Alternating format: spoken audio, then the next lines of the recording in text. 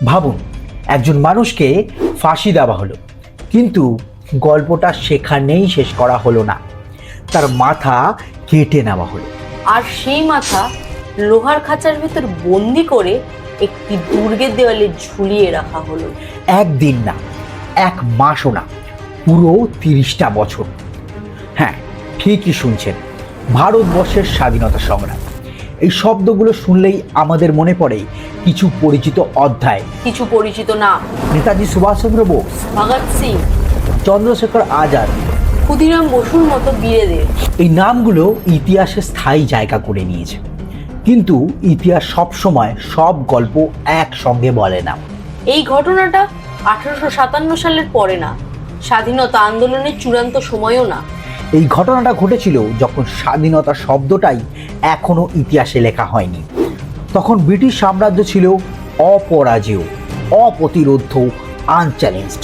তবুও এই একজন মানুষ তাদের ভয় দেখিয়েছিল, এতটাই ভয় যে তাকে মারার পরেও তারা নিশ্চিত হতে পারেননি সে সত্যিই শেষ হয়ে গেছে কিনা। এটা সেই মানুষের গল্প যার নাম সময় হারিয়ে ফেলেছে, কিন্তু যার কাজ ইতিহাস ভুলতে পারেনি। তার নাম ওয়ালাওয়াদা নরসিমা রেড্ডি।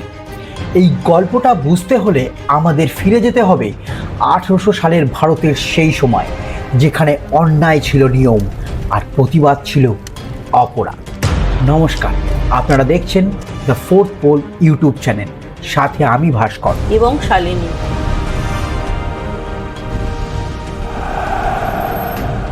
সময়টা তখন 19 শতকের মাঝামাঝি।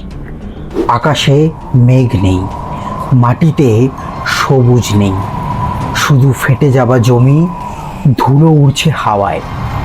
এই হলো রায়লসীমা, একটা ভূমি যেখানে তখন বৃষ্টি কম, কিন্তু মানুষের বুকের ভেতরে জমে উঠেছিল ঝড়। চারিদিকে এক অদ্ভুত নীরবতা। না, এটা শান্তির নীরবতা নয়, এটা ভয় থেকে জন্ম নেওয়া নীরবতা। ব্রিটিশ শাসনের ভারে মানুষ তখন এতটাই চুপ যেন প্রতিবাদ করাটাও অপরাধ। কিন্তু ইতিহাস আমাদের একটা কথা শেখায়, নীরবতার ভিতরেই সবচেয়ে ভয়ঙ্কর আগুন জন্ম নেয়। আর সেই আগুনের নাম ওয়ালাওয়াদা নরসিমা রেড্ডি। 1806 সালে জন্ম নেওয়া এই মানুষটি ছিলেন না কোনো সাধারণ কৃষক, তিনি ছিলেন একজন পলিগার, স্থানীয় রক্ষক, ন্যায় বিচারের প্রতীক। মানুষ যার দরজায় আসতো শেষ আশায়। গ্রাম যখন বিপদে পড়ত তিনি সামনে দাঁড়াতেন, মানুষ যখন অন্যায় দেখত তিনি বিচার দিতেন। কিন্তু সময় বদলাচ্ছিল, আর সেই বদল ছিল ঝড়ের মতো নির্মম। যখন ব্রিটিশ ইস্ট ইন্ডিয়া কোম্পানি এই অঞ্চলের ক্ষমতা দখল করলো, তারা একদিন ঘোষণা দিল, এখন থেকে পলিগার বলে কিছু নেই, জমির মালিক আমরা, কর দিতে হবে সরাসরি ব্রিটিশ সরকারকে। শুনতে হয়তো একটা নতুন আইন, কিন্তু বাস্তবে এটা ছিল মানুষের শ্বাস নেওয়ার অধিকার কেড়ে নেওয়া। ফসল হোক বা না হোক, কর দিতেই হবে। খরা সমস্যা না, বন্যা তাতেও ছাড় নেই, ফসল নষ্ট তবুও কর চাই। আর যারা দিতে পারতো না, তারা ধীরে ধীরে ডুবে যেত ঋণে, ঋণ থেকে অপমানে, আর অপমান থেকে দাসত্বে। এই অন্যায়ের বিরুদ্ধে নরসিমা রেড্ডি প্রথমে তলোয়ার তুলেননি, তিনি তুলেছিলেন কলম। দরখাস্ত লিখলেন, আবেদন করলেন, বারবার ব্রিটিশ অফিসে গেলেন, প্রতিবারই একই উত্তর, রিজেক্টেড। শুধু তাই নয়, তার পরিবারের পেনশন বন্ধ, বংশগত অধিকার বাতিল, পূর্বপুরুষদের রক্ষা করা জমি ঘোষণা করা হলো সরকারি সম্পত্তি। সেই দিন হয়তো প্রথমবার তার চোখের শান্ত আগুনটা বদলে গেল। তিনি বুঝলেন এই লড়াই আর কাগজে জেতা যাবে না। এক সন্ধ্যায় তিনি চারিদিকে তাকালেন, দেখলেন ক্ষুধার্ত কৃষক, অপমানিত যোদ্ধা, ভয় পাওয়া মানুষ। আর তখনই নীরব কিন্তু দৃঢ় কণ্ঠে বললেন, ন্যায় যদি চেয়ে না পার তাহলে ন্যায় ছিনিয়ে নিতে হবে। সেই একটি সিদ্ধান্তই বদলে দিল ইতিহাস। ধীরে ধীরে তার চারপাশে জড়ো হতে লাগলো মানুষ, আর এভাবেই জন্ম নিল এক বিদ্রোহে, এক এমন বিদ্রোহ যা 1857 সালের বহু আগেই ব্রিটিশ শাসনের ভিত কাঁপিয়ে দিয়েছিল। এটাই ছিল আগুনের প্রথম সুফুলিঙ্গ, এটাই ছিল ঝড়ের শুরু। ইতিহাস একে চেনে 1846 সালের রায়লসীমা বিদ্রোহ নামে। আজ প্রযুক্তি এতটাই উন্নত, চাইলে আপনিও আমাদের গল্পের চরিত্র হতে পারেন কোনো রকম সময় ব্যয় না করে।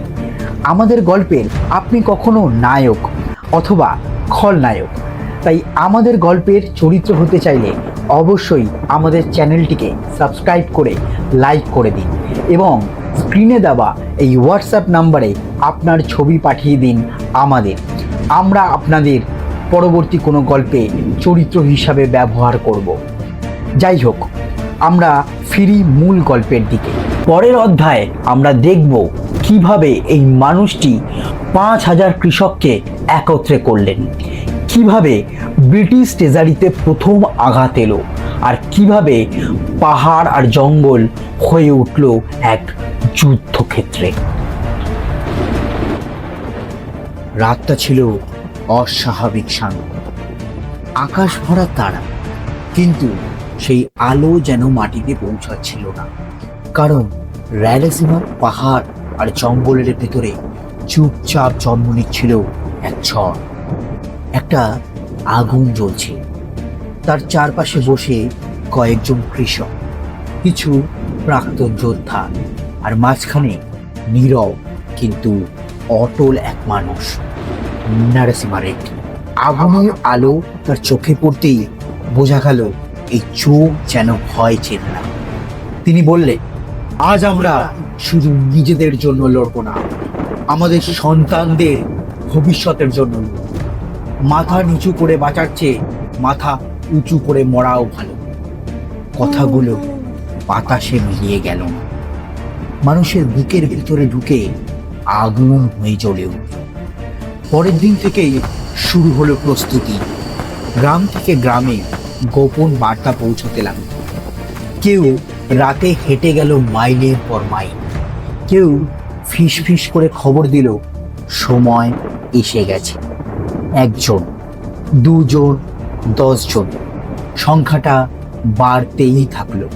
কয়েক সপ্তাহের মধ্যেই তার পাশে দাঁড়ালো প্রায় 5000 মানুষ। তাদের কারো সামরিক প্রশিক্ষণ নেই, কারোর ঝকঝকে অস্ত্র নেই, কিন্তু ছিল অন্যায়ের বিরুদ্ধে জমে থাকা বছরের পর বছর রাগ। ছিল না হারানোর কিছু। প্রথম আঘাতটা এলো এক ভোরবেলায়। সূর্য তখনও পুরো ওঠেনি, চারিদিকে হালকা কুয়াশা। ব্রিটিশ ট্রেজারির সামনে পাহাড়ে থাকা সৈন্যরা ভাবতেও পারেনি কয়েক মুহূর্তের মধ্যেই ইতিহাস বদলে যাবে। হঠাৎ ঘোড়ার শব্দ, দৌড়ে আসা মানুষের চিৎকার, তারপর আক্রমণ। বিদ্রোহীরা ঝড়ের মতন ঢুকে পড়ল। এটা শুধু একটা লুট করার আক্রমণ ছিল না, এটা ছিল একটা ঘোষণা। আক্রমণের পর নরসিমা রেড্ডি জানতেন এবার পাল্টা আঘাত আসবে। তাই তিনি সবাইকে নিয়ে চলে গেলেন পাহাড় আর ঘন জঙ্গলের ভেতরে। সেই পাহাড়গুলোই হয়ে উঠল তাদের দুর্গ, জঙ্গল হয়ে উঠল রক্ষা কবচ। বিদ্রোহীরা গেরিলা কৌশলে আক্রমণ করত, হঠাৎ আসতো, আঘাত করত, আবার অদৃশ্য হয়ে যেত। ব্রিটিশ বাহিনী বিভ্রান্ত হয়ে পড়ল। Cowardice shames empire! Answer me or face consequences! He'll strike tonight. We must move. Through the fog, it's suicide. No choice, we flank here. কারণ তারা যুদ্ধের জন্য প্রস্তুত ছিল, কিন্তু এমন অদৃশ্য শত্রুর জন্য নয়। ধীরে ধীরে একটা নাম তাদের মনে ভয় ঢোকাতে শুরু করল, নরসিমা রেড্ডি। এক রাতে পাহাড়ের চূড়ায় দাঁড়িয়ে তিনি নিচের গ্রামগুলোর দিকে তাকালেন। ছোট ছোট আলো জ্বলছে মানুষের ঘর। তিনি জানতেন এই লড়াই সহজ হবে না, হয়তো মৃত্যু অপেক্ষা করছে, কিন্তু তবুও তিনি হাসলেন, কারো ভয় ছড়িয়ে পড়েনি, ছড়িয়ে পড়েছিল সাহস। মানুষ প্রথমবার বিশ্বাস করতে শুরু করেছিল ব্রিটিশরা অজেয়, আর সেটাই ছিল সবচেয়ে বড় জয়। ব্রিটিশরা এবার আর এটাকে ছোট করে দেন, তারা প্রস্তুত হলো এক বিশাল বাহিনী নিয়ে। পরের অধ্যায়ে দেখবেন কিভাবে ব্রিটিশরা নরসিংহ রেড্ডিকে ধরতে বিশাল অভিযান চালায়, কিভাবে বিশ্বাসঘাতকতা বদলে দেয় যুদ্ধের মোড়, আর কিভাবে এক মানুষ মৃত্যুর মুখেও মাথা নত করে। পাহাড়ের গায়ে বসে নরসিংহ রেড্ডি দূরের গ্রামে ছোট ছোট প্রদীপের দিকে তাকিয়েছিলেন। মানুষ ঘুমোচ্ছে, স্বপ্ন দেখছে, আর তিনি মনে মনে বললেন, এদের ভয় যেন আর কখনো ফিরে না আসে। ঠিক তখনই অন্ধকার ভেদ করে এগিয়ে এলো ব্রিটিশ বাহিনী। বিশ্বাসঘাতকতা তার আশ্রয় ফাঁস করে দিয়েছিল। ভোরের আগেই পাহাড় ঘিরে ফেলা হোক, সংখ্যায় কম, তবু তিনি ও তার সঙ্গীরা লড়লেন শেষ পর্যন্ত, বাঁচার জন্য নয়, সম্মানের জন্য। অবশেষে তিনি বন্দী হলেন, তবুও মাথা নত করলেন না। 1847 সালে জনসম্মুখে তাকে ফাঁসি দেওয়া হয়। ভয় ছড়াতে তার মাথা ঝুলিয়ে রাখা হয় দুর্গের ফটকে। একদিন না, দুদিন না, পুরো 30টা বছর। কিন্তু ভয় দেখাতে গিয়ে ব্রিটিশরা কিংবদন্তি তৈরি করেছিল। মানুষ বলতো মরার পরেও তাকে ভয় পায় তারা। তিনি ব্রিটিশ সাম্রাজ্য ভাঙতে পারেননি, কিন্তু মানুষের বুক থেকে ভয় ভেঙেছিলেন। কারণ কিছু আগুন নিভে যায় না, চাপা পড়ে, আর তারপরে আরো ছড়িয়ে পড়ে, আর ইতিহাস বদলায় সেখান থেকে। ভালো থাকবেন, সুস্থ থাকবেন, দেখা হবে আবার অন্য কোনো গল্পে।